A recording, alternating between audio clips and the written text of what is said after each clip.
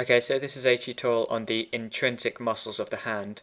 So the intrinsic muscles of the hand are those muscles that are responsible for precision grip.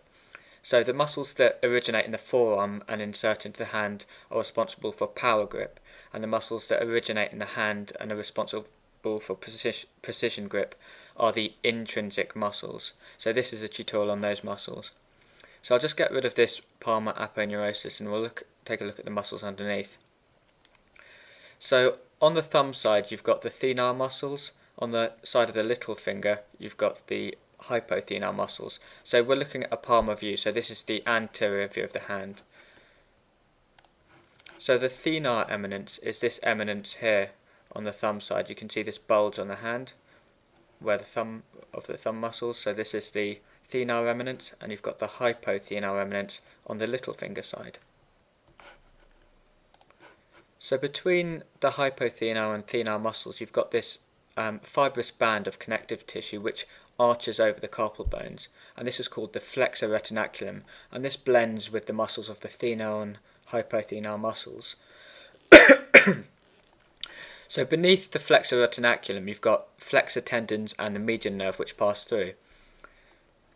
So this is the carpal tunnel. So the carpal tunnel is the space between the carpal bones and the flexor retinaculum, and you've got these flexor tendons and the median nerve which pass through.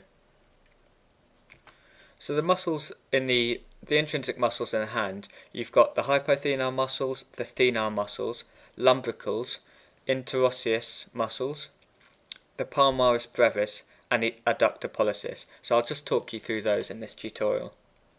So we're just looking at a diagram of the left hand anterior view. So the reason I'm showing you this is because there's this little muscle here, the palmaris brevis, which isn't shown on the 3D model. And this muscle originates on the flexor retinaculum, so this thing here, which interconnects the hypothenar and thenar muscles, and it inserts medially on the dermis of the skin.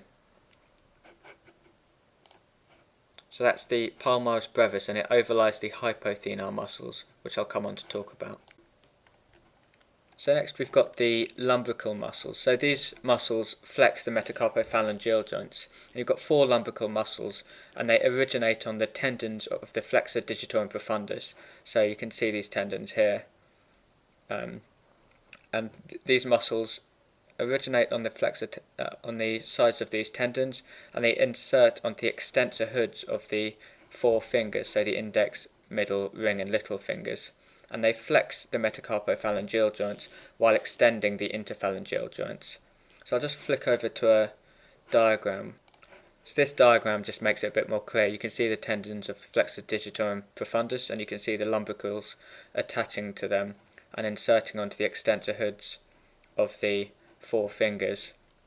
So the extensor hoods are these things on the fingers which extend from the tendons of the extensor tendons, and they wrap around the phalanges in a triangular shape, and you've got the intrinsic muscles and various other muscles which insert onto these extensor hoods. So we're just looking at a diagram of an extensor hood here, so it just shows things more clearly. So we're looking at a dorsal surface of a metacarpal and the phalanges. So as the extensor tendon, the extensor digitorum, passes over the dorsal surface of these fingers, the tendon flattens out and wraps around these fingers. So you've got, this is what the extensor hood is. So it's this triangular shape, and it extends up to the distal phalanx, and it covers the middle phalanx, and it wraps around the sides of the metacarpophalangeal joint, and you get these intrinsic muscles which insert onto the extensor hood. So that's just something to be aware of. It's like a flat tendon, so an aponeurosis, triangular shape, which serves as a point of attachment for several muscles. So it's important to be aware of that. So just coming back to this diagram, looking at the muscles of the thenar eminence, so these muscles which are responsible for movements of the thumb. And you've got 3 muscles in this group. You've got the opponens pollicis, which is the most deep muscles, and you've got 2 muscles which lie above this, the abductor pollicis brevis and the flexor pollicis brevis.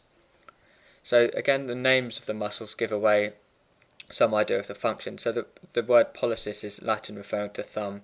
It actually means of the thumb. So opponens pollicis is the muscle which opposes the thumb. Abductor pollicis brevis, so it abducts the thumb, and the brevis means short in Latin. So there's two muscles which abduct the thumb, one of which originates in the forearm, so the abductor pollicis longus. This is the abductor pollicis brevis, and it's an intrinsic muscle which lies in the hand. And then you've got the flexor pollicis brevis, which flexes the thumb. So these two muscles, the abductor pollicis brevis and flexor pollicis brevis, are superficial. They lie above the opponens pollicis. So these muscles originate on the flexor retinaculum and also on the carpal bones, and they insert onto the thumb. So you can see that the flexor pollicis brevis is distal and the abductor pollicis brevis is more proximal, and you've got the opponens pollicis lying deep to these muscles. So these muscles, together with the lateral two lumbricals, so the first two lumbricals on the index and middle fingers, are innervated by the median nerve. So a way of remembering this is the mnemonic meatloaf. So meat refers to median to help you remember, and then loaf so stands for lateral lumbricals, so these two lumbricals here. And then you've got the opponens pollicis, the abductor pollicis brevis, and the flexor pollicis brevis. So loaf, lumbricals, lateral two lumbricals, L, opponens pollicis, O, abductor pollicis brevis, A, and F, flexor pollicis brevis. So meatloaf, median nerve innervates these muscles here. So now that you know the thenar muscles, it's quite easy to learn the hypothenar muscles. So you just replace the word pollicis with digiti minimi, which in Latin means the littlest finger, the smallest finger. So you've got the opponens digiti minimi, which lies deep, just like on the other side, and you've got the abductor and flexor. So you've got abductor digiti minimi and the flexor digiti minimi brevis. And again, the abductor lies proximally and the flexor lies distally. And these two muscles lie above the opponens digiti minimi, which lies deep. So the abductor digiti minimi originates on the pisiform bone. So this is that little bone that sits on the triquetral bone. And it also originates on the pisohamate ligament. So there's a little ligament which attaches from the pisiform bone to the hook of the hamate, which I showed you on the carpal bone tutorial. And it inserts onto the proximal phalanx of the little finger.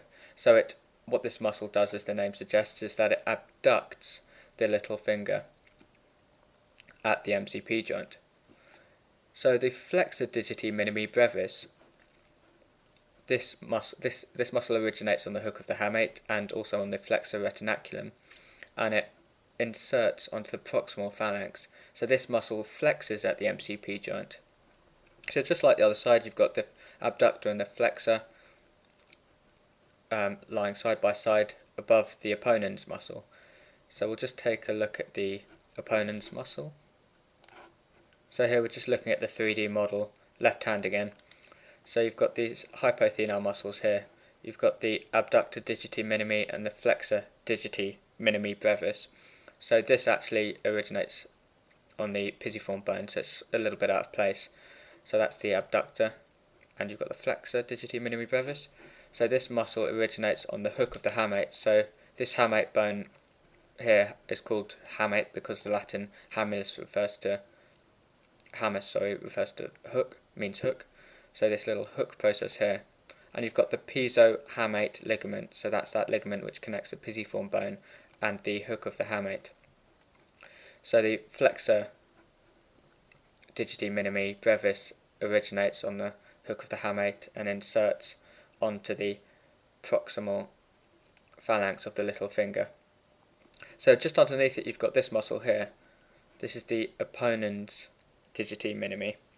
So this also originates on the hook of the hamate and the flexor retinaculum, and then it inserts onto the medial aspect. So you can see it inserting medially on this fifth metacarpal. So what this muscle does is that it laterally rotates the fifth metacarpal, so the little finger. So those are the three muscles of the hypothenar group.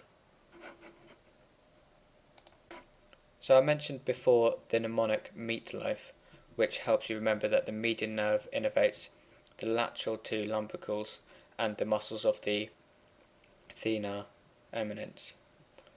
So the rest of the muscles, intrinsic muscles of the hand, are actually innervated by the ulnar nerve. So the hypothenar muscles are innervated by the deep branch of the ulnar nerve. So we've talked about the palmaris brevis muscle, the muscles of the hypothenar and thenar eminence. We've talked about the lumbricals. So next we've got this little muscle here, the adductor pollicis. And this muscle, as the name suggests, adducts the thumb. So adductor and pollicis meaning referring to the thumb. So it's the adductor of the thumb. And it inserts onto the base of the proximal phalanx and also the extensor hood of the thumb. And it's got two heads. It's got a transverse head and an oblique head. So the oblique head has its fibres angled obliquely, and the transverse head has horizontal fibres, which gives rise to the names. So this diagram here just shows it a bit more clearly. So we're looking at a view of the left hand still, and you've got the thumb here, and the wrist is kind of flexed. So we've removed the superficial muscles here, we've got rid of the flexor and abductor pollicis, and we're looking at the adductor muscle. So you can see the transverse head and the oblique head with its oblique fibres. So this muscle originates, well, it has different origins depending on the head. So the adductor pollicis, the oblique head, originates on the basis of metacarpals 2 and 3 and also the capitate bone.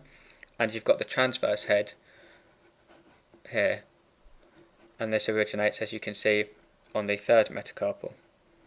So this muscle inserts at the base of the proximal phalanx of the thumb, and it adducts the thumb.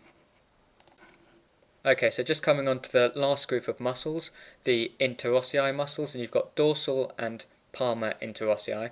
So we're looking at the back of the left hand here, so we're looking at the dorsal surface. So you can see these muscles in between the metacarpal bones. These are the dorsal interossei muscles.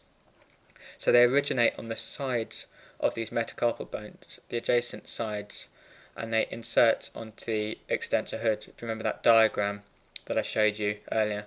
So these muscles insert onto the extensor hood. So the dorsal interossei abduct at the index, middle and ring fingers at the metacarpal joints.